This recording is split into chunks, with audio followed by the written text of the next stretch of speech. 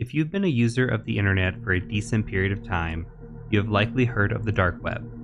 The dark web is often associated with illegal activities, such as being used to buy drugs, buy hacked or stolen personal data, and to even hire a hitman. Yeah, it does get pretty dark. But the true purpose of the dark web is privacy. With privacy concerns being at the top of news headlines lately, I felt like now was an opportune time to teach people how to safely access and use the dark web. In this video, I'll cover how to access the dark web, what tools to use, what configurations to set up, and other best practices to keep you safe while browsing. As always, if you do like the video, please do consider hitting that like button and dropping a subscription to our channel.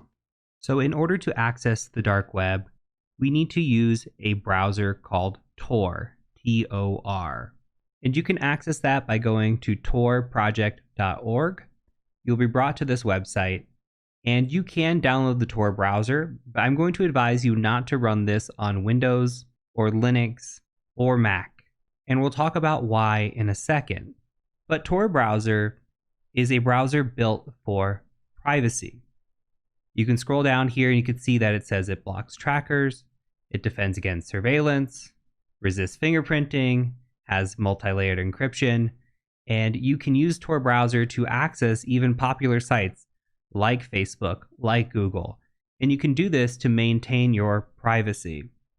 Now, if we take a look at the Tor manual and we scroll down just a little bit, it tells us how Tor actually works. If we scroll down to the How Tor Works section, you can see that it sends your traffic through 3 random servers. These are also known as relays. The last relay is known as the exit relay. So you connect to the Tor network, and then you connect to server 1, server 2, server 3, which then takes you out to the internet. So what is the benefit of this? Well, you can see that it says that your internet service provider or anybody looking at your connection will not be able to track your internet activity, including the websites that you go to. On top of this, Tor does not store any browsing history, and your cookies are only valid for a single session, which helps with privacy. But it should be known that your ISP or your internet service provider can tell that you are using a Tor connection. So before you use Tor, please make sure that it is legal in your country. Now, earlier I mentioned that you should not run Tor on Windows or Mac or Linux, and you probably thought, what is he talking about? Well, you should run Tor through an operating system that is designed for privacy. And a great operating system that is designed for privacy is called Tails. You can access Tails by going to tails.boum.org. Now, the nice thing about Tails is that you download it to a flash drive. As such, you plug it in and you run that as your operating system. How Tails works is it operates with random access memory. This means that it does not write to disk, it does not store anything, and thus you're able to use your flash drive's memory to access the internet, to temporarily download files, to browse anonymously, and none of that is tracked or stored. When we use an operating system, especially an operating system like Windows, data is being sent back to Microsoft all the time. And when we go to a website, even using Tor on Windows, well, if we download anything or if we view anything, that can be stored on our disk, on our drive. And if anybody were ever to get a hold of that, they may be able to tell what we were doing when we were browsing Tor. And I'm not saying this from a standpoint of condoning illegal activity. I'm saying this in the sense that if you were wanting to protect your privacy completely, using Tails and Tor together is the best way to go. Using Tails is very easy. You can come in here and just say get Tails, and you can see the operating systems here that it offers. Please, again, only download this to a USB stick. You can come and select download only for USB stick, and you can download this image. And it will tell you how to run and install Tails on a USB stick. And if you're running from Windows or Mac or Linux, it'll tell you the step-by-step instructions. We're not going to cover that in this video, but please run this only on a USB stick. Now, the great thing about Tails is it uses Tor as its main browser. As you can see here, I have now loaded Tails, and I am doing a big no-no, and this is only for demonstration purposes. I'm actually running Tails in a virtual machine. Many people ask, can I run Tails in a virtual machine? No, because that virtual machine is still being stored to a disk. Thus, anything that you do within Tails may still be recoverable on that disk. So again, it is imperative to only use Tails on a USB drive. Now, in this situation, I have connected to the internet by plugging in an Ethernet cable, and you can see that up here. You can also go up here and choose a wireless connection if you do not have a wired connection. Connect there, and once you are connected to the internet, you can see here that a Tor connection screen will pop up. What you're going to want to do is just say connect to Tor automatically, and then you're just going to say connect to Tor. This could take a minute to get connected to Tor, and once it is ready to go, it will let you know. From this screen, we can just go ahead and hit Start Tor Browser. From here, Tor Browser is loaded. Now, I'm going to go ahead and make this full screen. Now, some privacy people will say, never full screen your browser window, because you may go to a website that can detect what screen size you're using, and that information could be used against you. I think that risk is incredibly minimal, and I'm not worried about it as much as I am other configurations. However, if you wanted to play it safe, you could just minimize this and come in here and drag a screen size to what you want it to be. But I always run Tails in full screen. I think that's one of those risks that I can just accept.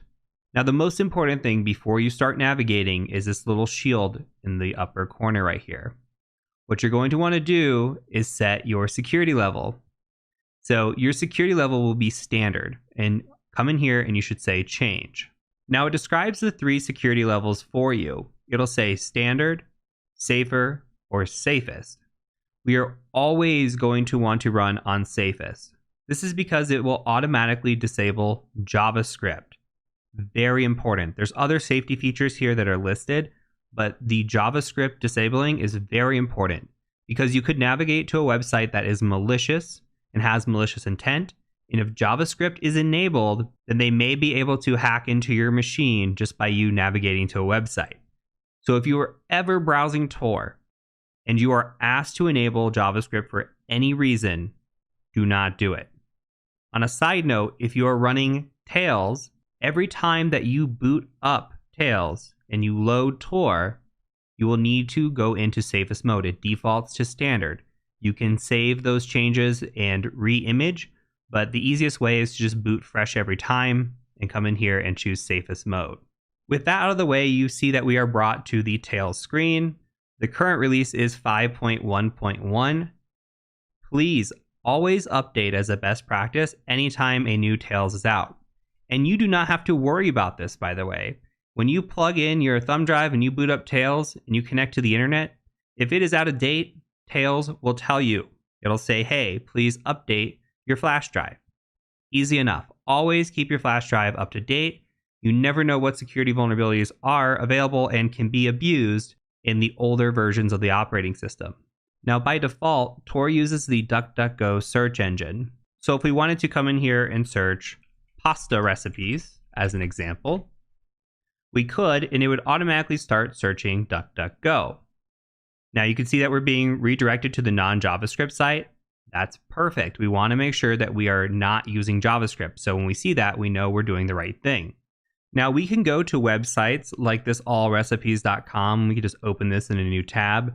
And you might notice that this is slow, by the way. Remember, we are going through 3 relays. The internet on Tor is a bit slower, but the trade-off is your privacy. And if we go to this website, it's loading slowly. Not everything's probably going to load because we have JavaScript disabled and we're disabling some fonts and features as well. But we can still browse what is called the ClearNet. Anything that's like a .com, .org, anything we've typically seen before is what is known as the ClearNet.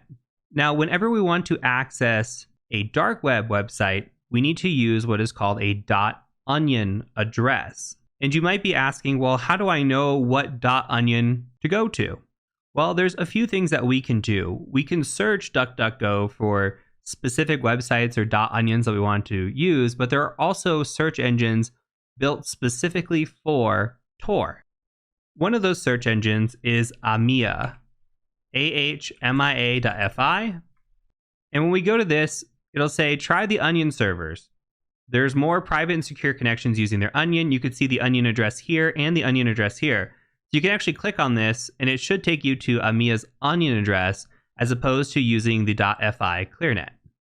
So now we are on a more secure option. So again, if we're browsing the ClearNet, it is very much less secure and less private. We want to make sure we're browsing a .onion. Now from here, we can search for certain services or features. Let's say we wanted to use Facebook. We could just type in Facebook. And the first link that's provided to us is Facebook. So if we come in here, we'll get redirected, and you'll see we're brought to the Facebook page on the dark web. Now, you need to make very, very sure that you are really on the Facebook page. Somebody could come in here and create a very similar jumbled address that starts with Facebook, and you will give them your information, your username and password. And I'm only using Facebook as an example here. I am not a Facebook advocate. I think Facebook's privacy rules and standards are subpar, and I know that the majority of the world uses it, so this is a great example. But if you are concerned with privacy, Facebook is something to consider getting rid of as well. So we might want to make sure that we know what Facebook's Onion address is. And we can go to DuckDuckGo, and we can just say something like, what is Facebook's Onion address? Search that, and it should pop up with the actual answer. So we can always source that. And we can come in here, it looks like Wikipedia has the answer for us. And you can see that we have this jumbled address right here. So we can copy this and go to this and be for sure that we're actually going to the right address. Okay, and it looks like we did, so that's a good thing. So going back to Ahmia, we can search things again like pasta recipes, but this time we're going to only get .onion addresses, which means that we're going to only search via the dark web. And that's important. Again, that keeps us safe and private. Now, the dark web can be a bit of a cluster. If you scroll down here, you can see that, hey, buy drugs. So you need to make sure that you're clicking on things that you know are safe and you're very cautious. And this is why we disable things like JavaScript, because we don't know if we click on this pasta website, what we're going to get.